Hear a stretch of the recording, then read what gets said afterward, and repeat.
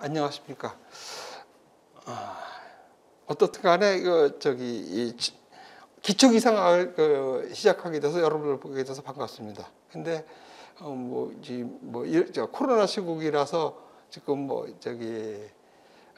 이렇게 마스크를 쓰고 강의를 하게 되는데 최소한 얼굴은 누구인지 한번 알고 시작해야 될 것 같아서 잠깐 마스크를 좀 벗겠습니다. 제가 이렇게 생겼습니다. 약간 반갑고요. 처음 강의가 특히 이 기초기상학은 처음부터 이 전공을 한 사람들이 거진 없거든요. 그래서 처음 시작할 때가 좀 어려워요. 그 수준을 내가 모르겠고, 듣는 사람의 수준을. 그리고 어떤 사람은 이거 다 아는 건데 이럴 수도 있어요. 그렇지만은 아는 거라면은 한 번 더 들어보시고, 모르는 사람들은 다시 처음부터 시작하는 거라고 생각하고, 이 과목은 이 기초기상학을 배워서 어떤 실력을 부쩍 늘린다 이런 것보다는 기상학을 접근해보고 내가 기상학을 앞으로 할 수 있겠나 없겠나를 어떻게 보면 테스트해보는 거라고 생각했으면 좋겠어요.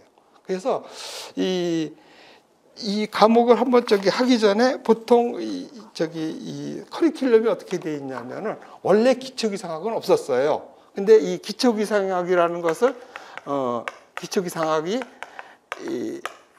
이 4주, 그러니까 4주면은 1주가 4시간씩 강의가 1주라고 표시하거든요. 그렇게 되면은 그때는 처음에 계획했을 때는 4주. 그래서 16시간을 했었는데, 대화를 하다 보니까 더 필요하고, 그러다 보니까 늘어나고 하다 보니까 책도 두께가 한 2배 이상 두꺼워지고 해서 8주. 그래서 32시간을 잡았는데, 작년 같은 경우에는 10강까지 갔어요. 그러니까, 10강이면 40시간을 했다는 소리예요. 그래서 요번에는 그렇게까지는 안 되고, 그동안에 좀 정리된 게 있고 해서 4, 9, 36, 한 36시간 정도면 끝나지 않을까 하는데, 그건 모르겠어요. 또 여러분들이 또 자꾸 또 질문하고 또 새로운 것이 알고 싶어 하고 이러다 보면 더 늘어나고, 또 그러다 보면 나도 새로운 것도 준비해야 되고 이러면서 늘어날 수도 있거든요. 그래서 그거는 좋다고 생각해요. 그래서 어떻든 간에 이렇게 해서 그 기상학에 대한 친문도가 좀 쌓여지면은 내가 기상을 할 수 있겠다 이렇게 생각하면 그 다음 번으로 가는 것이 시험에 나오는 기상학 개론하고 일기 분석인데 이것들이 각각 8주씩이에요. 그래서 이 둘을 갖다가 하니까 한 주에 하는 번 하게 되니까 8주면 약 2달 정도 걸리게 되죠. 그렇게 해서 한 2달 정도 하면 이게 7월 달, 이거 8월서부터 9월, 10월 요 정도야 아마 끝날 거예요. 그 다음에는 어떻게 되냐면 요거를 줄여가지고 반으로 줄여서 4주로 해가지고 핵심 기상학 개론 핵심 일기 분석 해가지고 4주 정도를 이렇게 합니다. 그러고 나서는 이제 문제풀이로 들어가요. 문제풀이가 이제 단원별로다가 하고, 그 다음에는 기상청에서 나왔던 기출문제 풀고, 그 다음에 모의 문제 풀고, 이렇게 해서 하면은 이게 한 석 달 정도 합니다. 그러면 아마 내년 3월쯤 이렇게 해서 끝나게 되거든요. 그러면 이제 마지막으로 4시간씩 정리를 해가지고 간추린 기상학, 간추린 일기 분석 해가지고 4시간짜리를 해가지고 시험장에 가져가서 시험장에 들어가기 전에 모든 거 다 외울 수 없잖아. 그래서 그거 보면서 들어가는 거, 이런 것들을 하게끔 돼 있어요. 그 다음에 아까 요 문제풀이가 이렇게 나오는데 왜 문제풀이를 하냐면은 이 문제풀이는 지금 원하는 것이 사지선다예요. 그래서 우리가 대학교에서나 이렇게 해서 아는 대로 논술해라 이게 아니거든요. 그래서 이거는 사지선다는 또 다른 방법이에요. 물론 많이 아는 사람이 문제 풀겠지만은 꼭 그렇지는 않아요. 왜 그러냐면은 이게 지금 한 문제당 푸는데 3분이 안 줄 거예요. 그 안에 빠른 시간에 풀어야 돼요. 근데 그 뭐 20문제 주고서는 한 2시간 만에 풀어라. 아니면 뭐 내일 모레까지 풀어라. 그러면 다 풀겠지. 그렇지만은 저 시간 되면 걷어가 버리잖아요. 그래서 안 된다는 거예요. 그래서 푸는 요령이 있어요. 이제 그런 것들을 가르쳐 주겠어요. 그래서 우리 지금 기초기상학 할 때도 저기 예제 문제들이 나오거든요. 그래서 문제를 볼 때 어떻게 푸면 돼요. 모든 문제를 다 할 수는 없어요. 생판 문제 모르는 문제가 나왔을 때 내가 그냥 이거 콕 찍으면 확률이 4분의 1도 안 나와요. 한번 해보세요. 그 저기 뭐 예제 문제 같은 거 있는 거 내가 답 안 보고서 쭉 쓴 다음에 채점해 보세요. 4분의 1 안 나와요. 쉽지가 않다는 거예요. 운이 그렇게 사람들이 좋지가 않다는 소리예요. 그럼 생판 모르는 문제 나왔을 때 어떻게 처리할 건가 이런 것들을 거기서 배우는 거예요. 그래서 이 사지선도를 푸는 거하고 실력하고는 꼭 비례한다고 보지 않는다. 그래서 그런 것들도 배워야 된다는 소리예요. 그래서 어떻게 말하면은 우리 대학에서 이렇게 정식으로 학과에서 기상학을 배우는 거하고 여기서 우리 기상학을 나한테 배우는 거는 어떻게 보면 또 다른 문제예요. 뭐냐면은 우리가 뭐 운동선수라 그러면은 뭐 유도 태권도 뭐 진천이나 그 태릉 선수촌에 가서 뭐 기술을 배우고 막 그래서 정식으로 해가지고 하는 거 이것만이 아니잖아요. 우리가 지금 하는 거는 그게 아니에요. 어떻게 보면 이건 격투기도 아니고 동네 싸움이에요. 무조건 듣고 이겨야 되잖아요. 사지선다 문제 풀어가지고 다른 사람보다 많이 풀어서 기술을 세웠을 때 합격권 안에 들어야 되는 거 아니에요.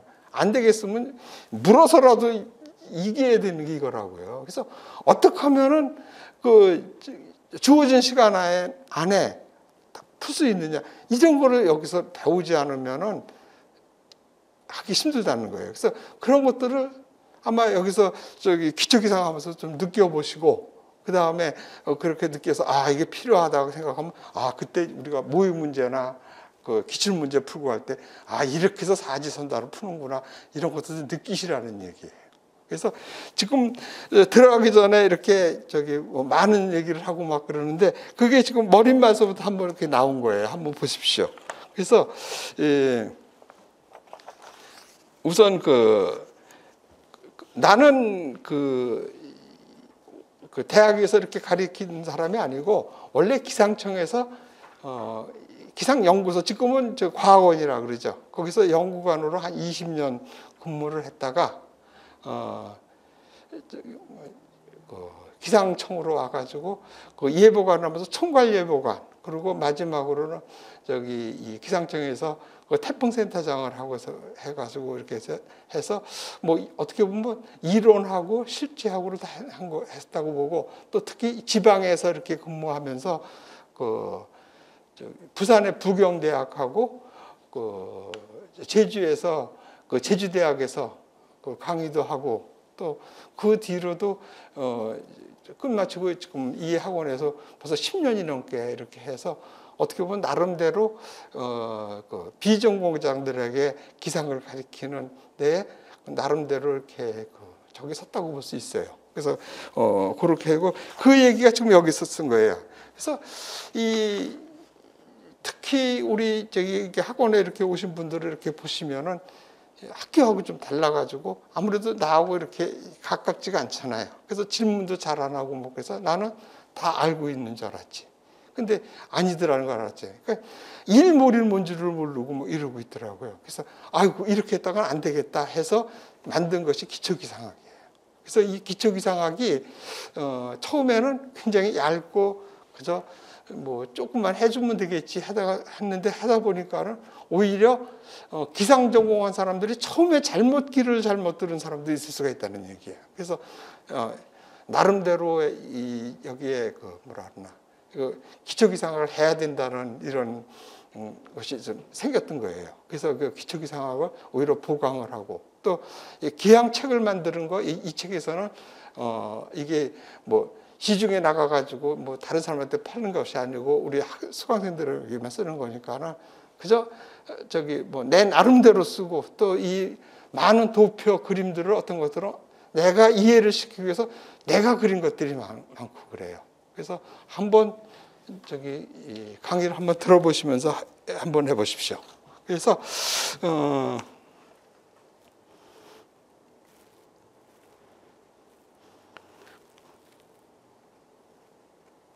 그리고 이 공부하는 것이 우리가 지금 그 여기 화학 하신 분도 있다고 그러는데 그 잡열 같은 거하고 좀 비슷한 것 같아요. 뭐냐면은 그 도표를 이렇게 그려보면은 그 뭐 어떻게 이제 무슨 노력을 하고 해서 성과를 하면 우리가 보통 뭐 이렇게 해가지고 시간에 따라서 성과가 높아지고 해서 이렇게 리니어하게 되는 것 같지만은 이 자연이 안 그렇다고요. 뭐냐면은 그 이 잡열 같은 것이 있어서 처음에 물이 막 끓다가 보면 어느 순간 되면 온도가 안 올라가죠. 그러니까 이게 100도가 되면 100도가 얼음이라고 생각하시면 되겠다. 처음에 얼음을 녹인다고 생각하시면 돼요. 얼음을 녹으면 영하 마이너스 10도 막 그러다가 0도가 딱 되면 그 다음에 열을 아무리 가도 0도예요. 언제까지 0도야? 다 녹을 때까지 0도죠. 그러다가 다 녹으면 그때서도 다시 올라간다고. 공부도 그런 것 같아. 내가 공부를 매일 하는데 실력이 어떻게 되나 안 늘는 것 같지만은 이게 조금 시간이 지나면 실력이 확 늘은 거를 느낄 수가 있어요. 그래서 이 공부는 벼락치고 공부하고 막 밤새 공부 이거 소용이 없고 제가 느낀 것은 이 공부는 매일 조금씩이라도 한 30분씩이라도 매일 해서 이 황석 얼음으로 쭉 걸어가는 것이 오히려 된 거지 뭐 어느 날을 갑자기 뭐 이렇게 했다가 뭐 한 며칠 쉬었다 이러면 안 된다는 얘기죠. 그 대신 일요일 날은 좀 쉬시는 게 좀 매일 하다 보면 너무 지치니까. 그래서 이 공부를 앞으로 지금 한 1년이잖아요. 이때는 그저 좀 죽었다 생각하시고 힘들겠지만 안 되면 하루에 30분이라도 책을 좀 보셔가지고 이 공부는 이 황석 얼음으로 이렇게 걸어가는 것이 경험으로 봤을 때 좋다고 생각하고 또 모르는 문제는 옛말에 다 틀린 것들이 없는 것 같아요. 독서백편의 의제냐 이런 말이 있잖아요. 모르는 것도 100번을 뭐 알게 되는, 저절로 알게 된다는 얘기예요. 그래서 100번, 지금 세상에 100번 할 수는 없잖아요. 그래서 한 20번 뭐 이 정도 한다고 치면은 이게 충분히 20번 합니다. 그러니까는 아까 상교육을 했잖아요. 했던 소리 또 하고 했던 소리 또 하는 것이 이 강의의 특징이에요. 알 때까지 해주는 거거든요. 그 다음에 기상이 뭐 수식이 나오고 수학이 나오고 그래서 굉장히 어렵다고 생각하는데 보시면 아시겠지만 나오는 것이 10개도 안 돼요. 그리고 미적이 엄청 나오는 것 같은데 그렇지도 않아요. 그래서 그 정도만 하시면 되는 거예요. 여기서도 다 정리해 드리는데 그저 고등학교 기초 되는 거, 그 다음에 물상 거기서 나오는 거 기본 원리, 그 다음에 화학은 조금 그런 것 같아요. 고등학교 때보다는 아무래도 대학교 때인 것 같아요. 한 1몰이 뭐라는 거, 이 정도만 알면 되는 이런 수준으로 다 하게 될 거예요. 그래서 그런 거를 지금 그 선문에 썼으니까 한번 읽어보시고 공감하시면 좋겠고요. 그 다음에 이 다음 페이지에 보면 시험 안내라고 나와 있잖아요.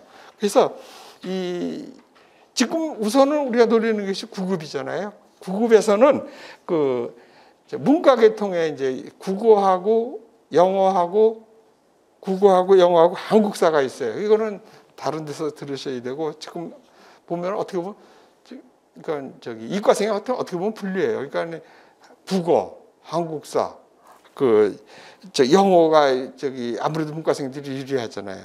그다음에 이과생한테 우리가 지금 하고자 하는 것이 기상학 개론하고 예보 분석이에요. 요거에 대해서 지금 할 거예요. 그래서 요거를 들어가기 위한 기본서가 그러니까 두 개가 다 합쳐진 거죠. 이거가 기초기상학이 되는 거예요. 그래서 이거가 되시면은 그다음에 7급으로 가면은 그때 되면 오히려 좀 이과생한테 유리할 수가 있어요. 근데 앞에 그 과목들이 조금 변해가지고 다 이거 7급 시험에서는 여기 지금 몇 페이지예요? 요 나와 있잖아요. 그래서 미리 테스트를 해가지고 받으면 되더라고요. 영어 점수하고 한국사 점수 이런 것들은. 그래서 이때는 이제 이과 시험이 물리학 개론하고 이거 물리학 개론은 대학교 1학년 정도 수준의 물리학이에요. 그리고 고등학교 가지고도 충분히 풀 수 있어요. 그거하고 그다음에 기상역학이라 그래서 우리가 지금 1기 이거 지워버리구나. 일기 분석에서, 기상학 개론에서 운동학이라는 거를 조금 수준 높인 것이 기상역학이거든요. 근데 그것이, 원래 지금, 이 책으로 보려면 이게 전부 백태로 써 있어가지고 여러분들이 보기가 좀 힘들죠. 그래서 이거를 스칼라로 이제 번역했다기보다는 스칼라로 해석해서 이렇게 쓴 것들이 있어요. 그래서 그거를 보시고 하시면 되는데 시중에는 책이 없지, 그런 책들이. 그래서 그런 쪽으로 해서 기상역학, 그 다음에 일기 분석하고 예보법은 똑같고 물리기상학이라 해서, 물리기상학은 아까 말했던 일반 기상학이죠. 기상학 개론에서 운동학을 빼고 주로 구름 및 강수 과정하고 대기 복사 이런 거를 중심으로 한 거예요. 그래서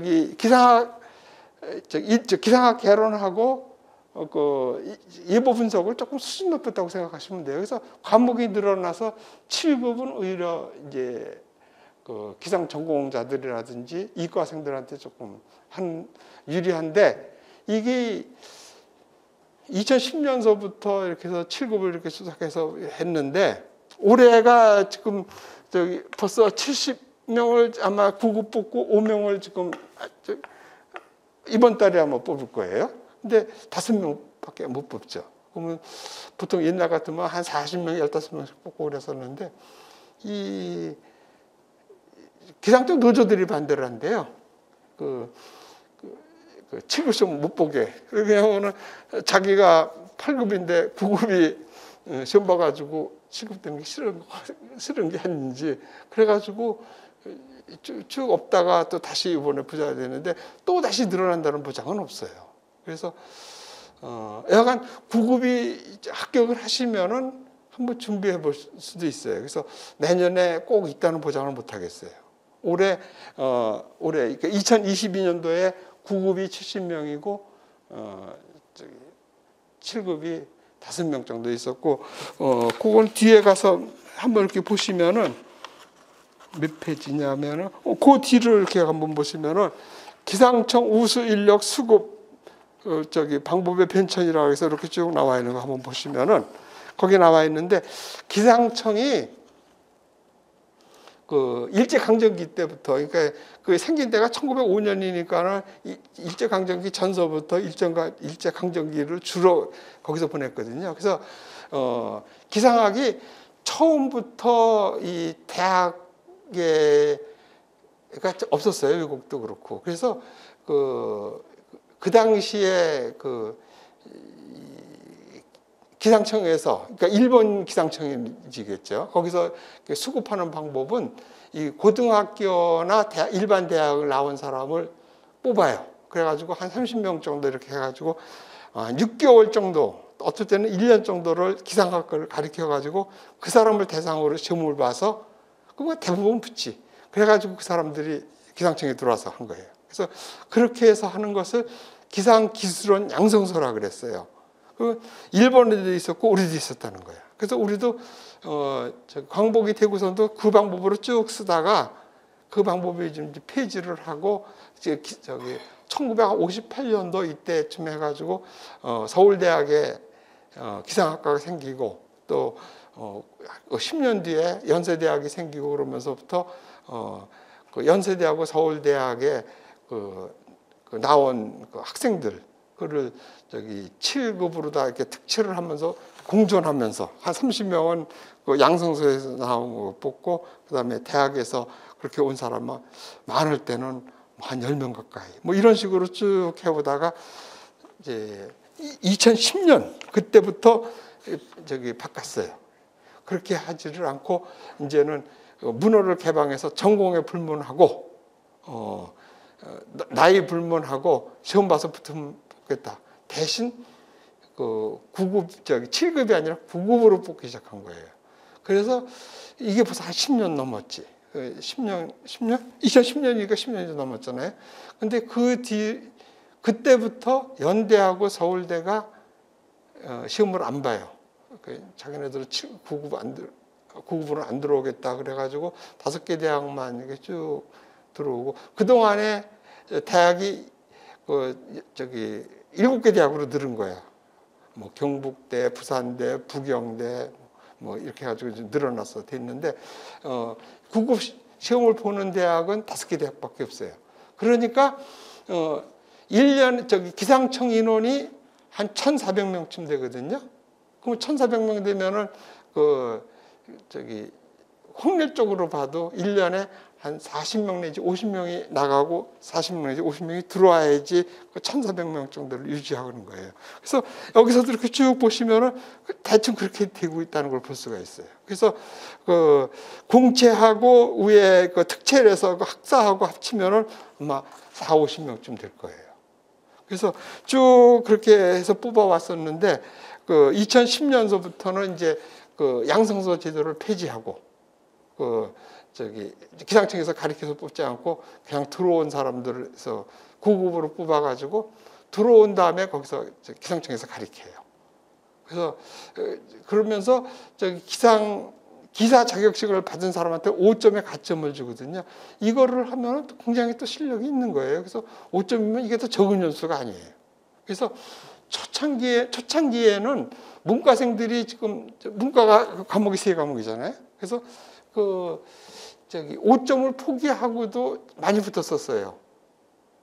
저기 순수한 물리학, 막 국어 막 이렇게 한 사람들도 저기 기사 없어도 한국사 이런 데서 점수를 많이 따가지고 막 됐었는데 요즘은 좀 힘든 것 같아. 그래서 기상기사 자격증이 없으면 좀 들어가기가 좀 힘든 것 같아. 이게 5점이 적은 점수가 아니거든요. 100점 저기 100문제예요 시험이. 5과목이 20문제씩 해가지고 100문제거든요. 거기에 5점을 가산해 주는 거가 적은 점수가 아니죠. 그래서 기상기사를 꼭 따야 될 것 같아요.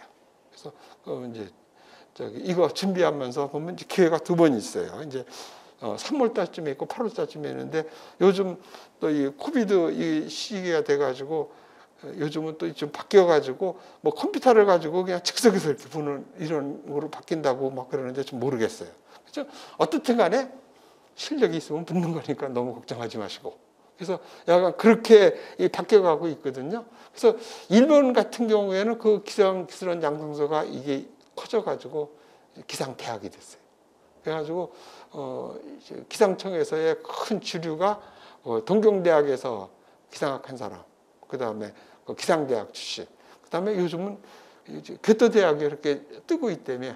그래서 교토대학 출신들이 아주 노벨상도 많이 받고 뭐 이렇게 돼 있고, 우리나라 같은 경우에는 7개 대학에서 이렇게 가르치고 있는데 기상청에 들어오지 않아요. 그러니까 이렇게 쭉 뽑아와도 40명, 50명, 많을 때는 이렇게 70명까지 뽑아도 거기에 기상 전공자들이 30% 안 넘어요. 다 비전공자들이 채우고 있다는 소리예요. 그리고 또 서울대 연대들은 뭐 외국 가서 뭐 받든지 뭐 박사학위 받고 와가지고 뭐 6급, 뭐 5급 막 이렇게 들어오기도 하고, 그 다음에 기술고시가 있어요. 그거를 보면 기술고시도 어렵지는 않습니다. 그래서 그게 행정학 뭐 이런 것들이 어려워서 그렇지 기상 과목은 그렇게 어려운 것 같지 않아요. 그래서 그거를 봐서 이렇게 들어오는 사람도 많아요, 이제는.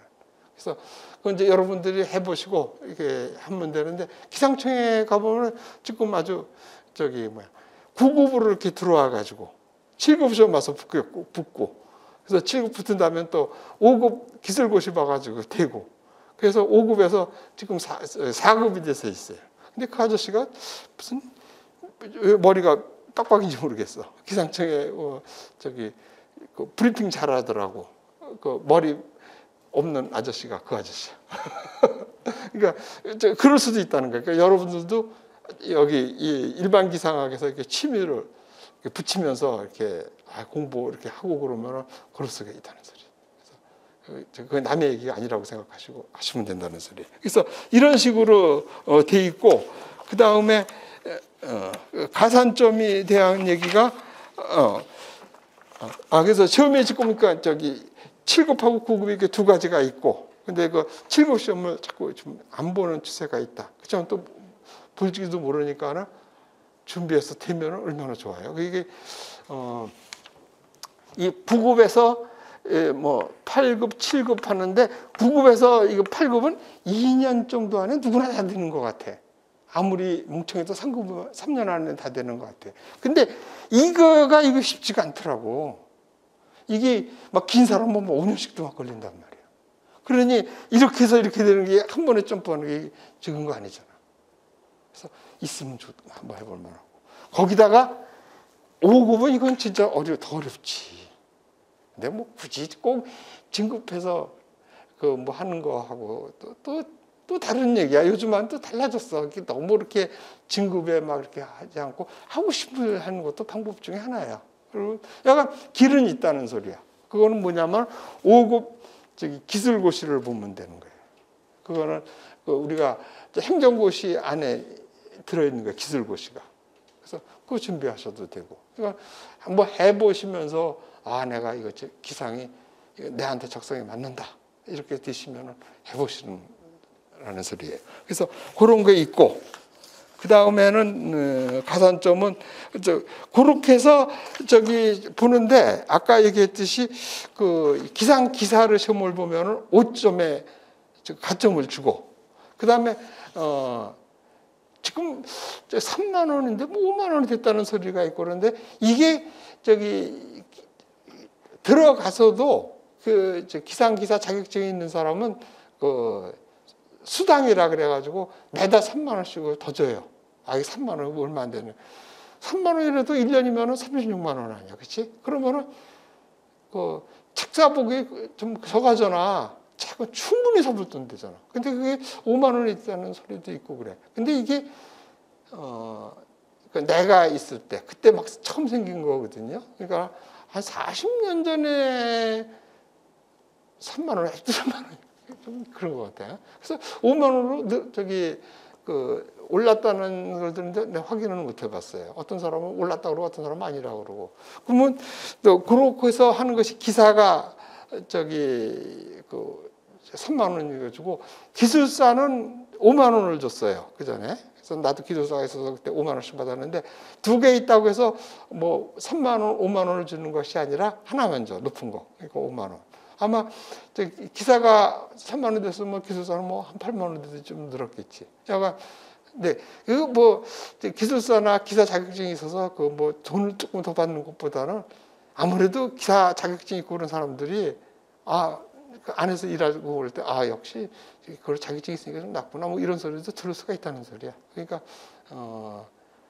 여러분들도 올해 안에 따셔야 되는 거예요. 그래서 따면은 내년에 가점을 받을 수 있다는 소리지. 그래서 그거 준비하셔야 되는 거예요. 그래서 그거 하셔야 되고, 그래서 뭐 기술사까지는 딸 필요가 없죠. 기술사도 따도 가점은 5점밖에 안 되니까. 근데 그거는 이제 그 기상 기사가 있고 기상 감정 기사가 있는데, 감정 기사가 그 일장일단이 있어. 기상 기사를 따려면은 일기도를 그려야 되는데 일기도를 좀 그리기가 좀 어렵잖아.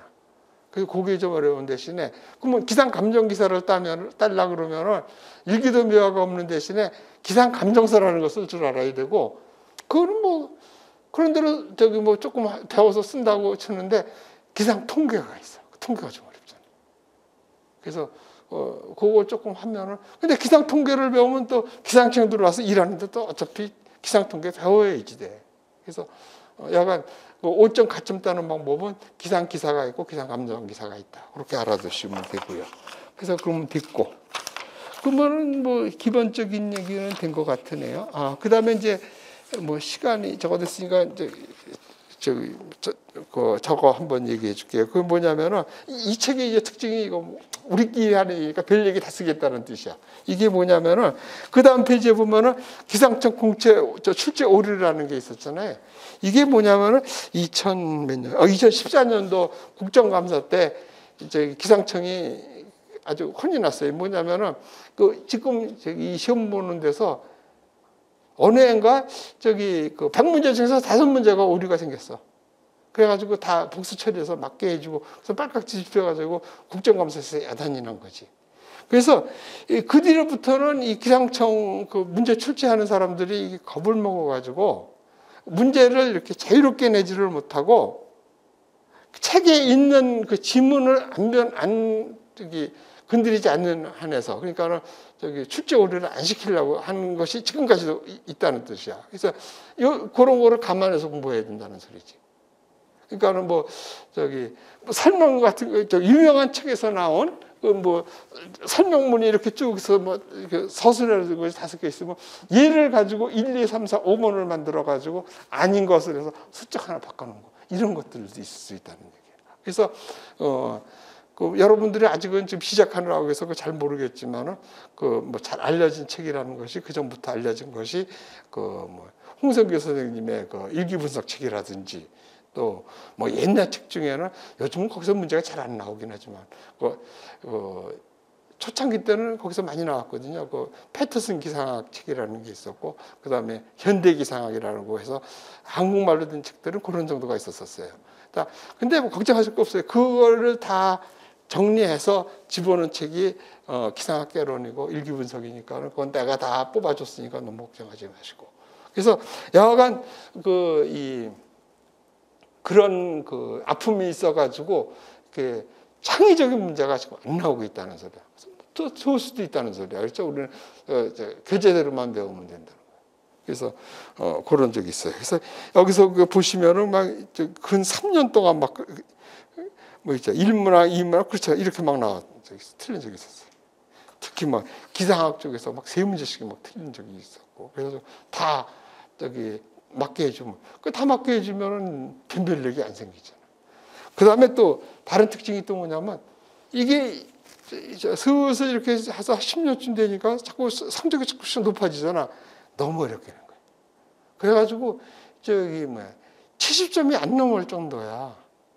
근데 그 70점은 어느 건지 모르지. 기상학 과목의 평균이 아니라 5개 과목의 평균이라서 그걸 알 수는 없지. 약간 평균이 커트라인이 막 70점대인데, 그러면 기상은 더 내려갈 수도 있고 올라갈 수도 있는데 아마 더 내려갈 공산이고, 너무 어렵게 나온 거야. 구급 시험이 막 7급 시험보다도 더 어려워. 그래가지고 그렇게 되면은 뭐야? 어떤 문제, 모르는 문제가 나왔는데 어떤 사람은 찍었는데 맞았고 어떤 사람은 틀렸, 이게 차이가 엄청 크게 되는 거지.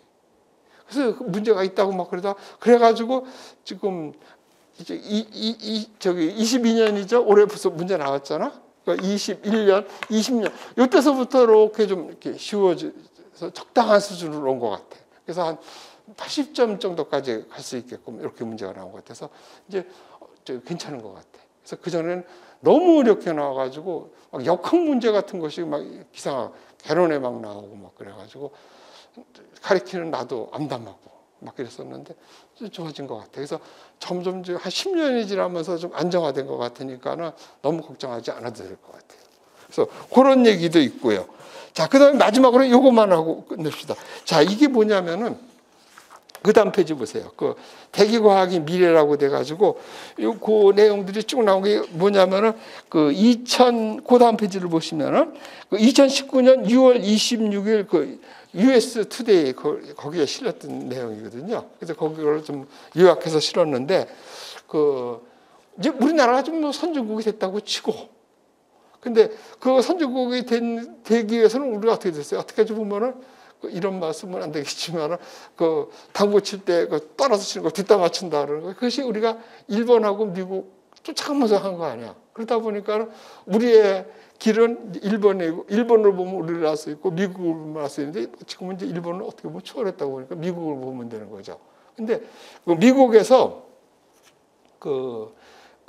각 과에서 나온 사람들의 취업률하고 임금하고 뭐 이렇게 따졌을 때, 가성비로 따졌을 때 의대 이런 데보다 기상학이 지금 오히려 돈을 많이 받고 있고 취업률이 높다는 거고, 그다음에 평균이 다 웬만하면 석사하고 이렇다는 얘기가 실린 적이 있어요. 그래서 그거를 간략하게 이렇게 실어서 넣은 거거든요.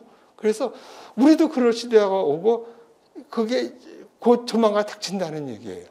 그래서 지금은 이제 우리가 기상기사 시험이 있고 아까 기상감정기사가 있다 그랬잖아요. 그 기상감정기사라는 것이 지금은 따봐야 그렇게 큰 뭐 메리트가 없는데 그걸 보면 어디를 보면 안 됐어요? 미국을 보면 안 되랬잖아요. 미국에서는 그 감정 기사라는 것을 오히려 변호사들이 배워서 그걸 하는 거예요. 그러면은 그 수익이 더 좋으니까. 이제 미국은 지금 변호사들이 너무 많이 쏟아져 나오니까는 뭐 별 변호사들이 다 나오잖아요. 웬만한 변호사들은 저기 밥벌이를 못할 정도 아니에요. 우리나라도 지금 서서히 그렇잖아. 그전에는 뭐 법대를 나와가지고 시험 봐서 되는데 요즘 로스쿨 뭐 이런 데 나와가지고 변호사들이 쏟아지고 그러다 보니까는 그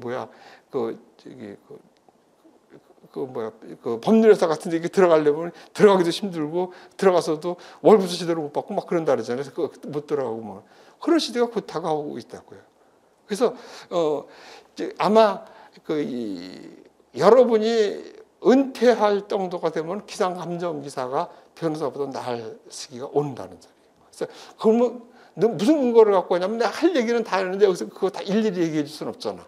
그럼 그런 것들이 뭐냐면은 지금 요거 하나만 딱 얘기할게요. 그전에는 지금 여러분들은 그런 거 안 해봤죠? 그전에 비 많이 오고 막 그러면은 막 수재위원공 받는다 그래가지고 막 줄 서가지고 막 KBS에서 줄 서서 뭐 벙어리 저금통 들고 가고 이런 걸 모르시죠? 옛날에 그랬어요. 그러니까 뭐냐면은 재해가 나고 막 그러면은 그게 옛날부터 뭐 농자 천하지대본이고 뭐 임금이나 뭐 이런 거 제왕의 부덕이 때문에 뭐 재앙이 났다고 뭐 이래가지고 그 나라에서 책임진다는 이런 것이 있었어. 그리고 우리나라는 농업 보상을 해주는 거야. 농사에서 망치면 나라에서 해주고 특히 자유장 시대 같은 데는 이중국가제라 그래가지고 나라에서 쌀을 비싸게 사가지고 도시농민들 싸게 팔고 뭐 이러면서 농민들한테 도움이 되게끔 이렇게 했는데 요즘 그게 안 돼요. 보호무역주의가 이렇게 되고 뭐 이래서 자유무역주의를 해가지고 비교의회에서 뭐라 그래요. 농사를 짓는 게 유리한 나라는 농사만 짓고 테레비를 잘 만든 나라는 테레비를 잘 만들어서 바꿔 쓰자는 얘기 아니야. 근데 우리나라는 어떻게 돼? 테레비 잘 만들어서 수출하면서 외국에서 농산물을 수입 안 하겠다. 말이 안 되잖아. 그렇지? 그래서 미국에서 하는 게 뭐예요? 미국 농부나 한국 농부나 똑같은 조건에 농사 짓게 하자. 농사 보장금 주지 말아라. 이 얘기 아니야. 그래서 지금은 아직까지는 지금 우리나라가 뭐 피해 보상이 되면 나라에서 주기도 하고 그다음에 과잉 생산되면 가라 아프면 나라에서 보상도 해주고 그러는데 그거 좀 못 주게 되고 그럼 어떻게 돼요? 농민들이 보험을 들어야 돼요. 그럼 보험을 들으면은 다른 거는 하겠는데 농사에서 재해가 기상재해인지 사람 일부러 보험금을 타기 위해서 물 안 준 거지 어떻게 알아? 다른 거하고 비교해봐야 되잖아. 비가 충분히 왔는데 왜 말려주겠느냐 이거 나오잖아. 이런 것들을 기상감정사가 해야 돼요. 하는 당연성이 나오지 않겠어요? 그래서 앞으로는 그런 것들이 되겠다는 거예요. 그래서 그거는 이제 나중에 가서 배울 때 얘기를 하고 여하간 여러분들이 이 기상을 지금 전공하지 않은 사람들이 기상을 하겠다 하는 거를 이런 정보를 어디서 들었는지 모르지만 잘 선택했다는 얘기고 포기하지 마시고 아주 그냥 황소걸음으로 꾸준히 따라가다 보면 반드시 온다는 소리예요. 그리고 아까 얘기했듯이 그냥 아무리 공부했는데 성적이 안 느네? 그럴 수 있다는 얘기죠. 이게 공부는 이렇게 리니어하게 올라가는 것이 아니라 이렇게 통하다가 갑자기 탁 튀고 갑자기 탁 튀고. 그래서 옛날에 괄목상대하다는 게 그게 뭐예요? 동문 수학하는 사람들이 뭐 다 너나 내나 공부 못하는 줄 알았더니 몇 개월 돼서 보니까 한 사람이 그냥 실력이 늘어가지고 눈을 다시 뜨고 본다는 이런 뜻이 아니에요. 그건 사실이잖아. 우리도 그 대학원 같은 걸 그전에는 취직을 못하니까 대학 가는 수도 있었어. 그 학부에서. 그러면은 대학원을 가면은 오히려 대학원 수업은 선생님이 많이 빠지시고 막 그러잖아. 오히려 막 대강시키고 이러면서 들어서가 아니라 지가 하게 된 거지. 그래가지고 대학원 안 가고 직장에 있던 사람이 가서 보면 저거 나부터 공부 못된 녀석이 못했던 녀석이 말하는 거 들어보니까 어마어마하잖아. 그렇게 된다는 소리예요. 그러니까 이 공부는 내가 필요를 하고 또 꾸준히 하고 쉬지 않고 하면 분명히 차례는 옵니다. 그러니까 재밌어지고. 그래서 지금 이 공부에서 처음부터 이렇게 했지만 여기서 실력을 늘릴 생각이 아니라 친해지는 거야. 그리고 관심을 갖는 방법 이런 것들에 대해서 공부하는 거예요. 그래서 처음이니까 그냥 주절주절 이 소리 되는 소리 안 되는 소리 하면서 여기 했지만은 여기서 또 뭔가를 좀 있을 것 같아요. 그래서 야간 첫 시간은 이렇게 끝마치면서 다음 시간에 수업을 좀 들어가도록 합시다. 좀 쉬었다 하겠습니다.